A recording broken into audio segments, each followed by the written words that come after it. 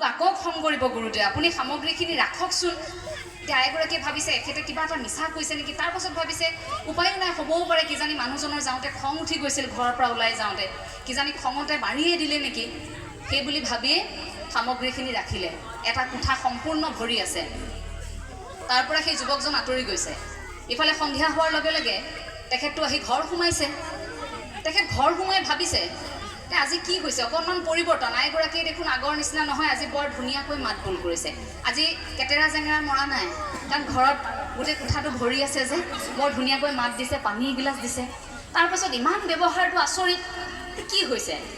তাৰপাছত লাহেকৈ কৈছে হেৰি আপুনি বাৰু সেই ইমান সৰু কথাটোতে সেই ল'ৰাজনক তেনেকৈ মাৰিব লাগেনে বোলে কাক মাৰিলোঁ মই কিয় আপুনি যে অকণমান আগত যে সামগ্ৰীখিনি দি পঠিয়াইছিল তেওঁক কিয় আপুনি প্ৰহাৰ কৰা নাই তেখেতেতো মোক আহি কৈছে বোলে মইতো কৰা নাই কিয় আপুনি ক'লে হ'ব নেকি তেখেতে মোক আহি কৈ গৈছে আৰু এইখিনি সামগ্ৰী চাওকচোন মই ৰাখি থৈছোঁ গৈ কোঠাটো দেখুৱাইছে গোটেই সামগ্ৰী ভৰ্তি হৈ আছে তাৰ পাছত তেতিয়াই সেই ব্যক্তিগৰাকীৰ ভকতৰ চকুলো বাগৰি আহিছে দৌৰ মাৰি গৈছে লগে লগে গীতাখন উলিয়াইছে গীতাখনত যে সেই ৰঙা চিন দি ৰাখিছিল যে সেই শ্লোক ফাকি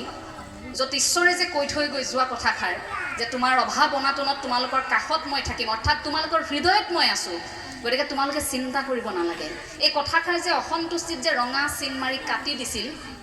সেই ৰঙা চিন সেই যুৱকগৰাকীৰ ওঠত তেজ হৈ বিয়পিছিল অৰ্থাৎ সেয়া ভগৱন্তৰ ৰূপ হৈ তেওঁ বুজিবলৈ বাকী নাথাকিল যে সেয়া আৰু আন কোনো নহয় সেয়া ভগৱন্তই এক ৰূপ ধাৰণ কৰি মোক এই বিপদৰ সময়ত উদ্ধাৰ কৰিছে ততাতৈয়াকৈ সেই দাগটো আকৌ কাটি বগা ৰঙা চিয়াহীত আঁতৰাই আকৌ বগা ৰং সানি দিছে যে প্ৰভু মোৰ ভুল হ'ল তোমাৰ ওপৰত থকা বিশ্বাস মই অকণমান সময়ৰ বাবে হ'লেও আঁতৰাই দিছিলোঁ সেয়া ঈশ্বৰ বিশ্বাস বিমান বৰা বাপে এখনি গ্ৰন্থত বৰ সুন্দৰকৈ এই কথাখিনি লিখিছিল এই যে বিশ্বাসটো ঈশ্বৰ আছে ঈশ্বৰ হৃদয়ত থাকিব আৰু ভৱিষ্যতলৈও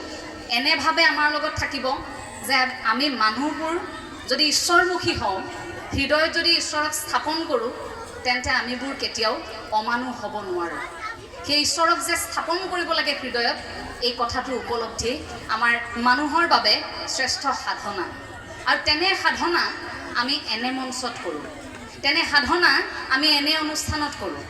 আজি আপোনালোক একত্ৰিত হৈছে ইমান সুন্দৰ এটি আধ্যাত্মিক অনুষ্ঠানত আৰু আপোনালোকৰ সৈতে